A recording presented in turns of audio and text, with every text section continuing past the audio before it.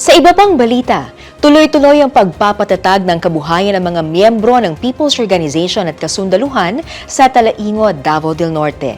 Matapos ang isang financial literacy training noong nakaraang linggo, panibagong pagsasanay sa pamamahala ng pananalapi at negosyo ang inilunsad para sa mga ito. Irene Berdin sa detalye.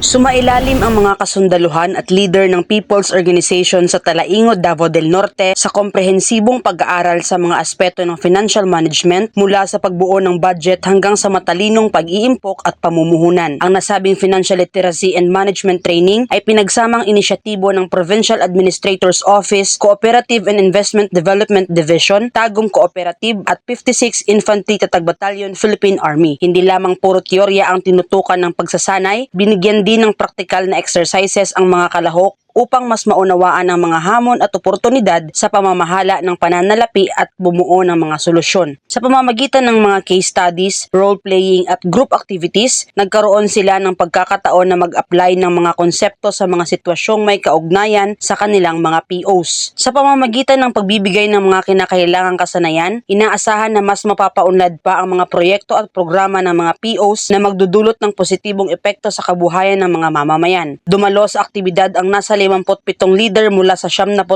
POs sa nasabing bayan kasama ang 43 tatag troopers. Mula dito sa Talaingo, Davao del Norte, ako si Irene Berdin, ang inyong pamilyang kaugnay.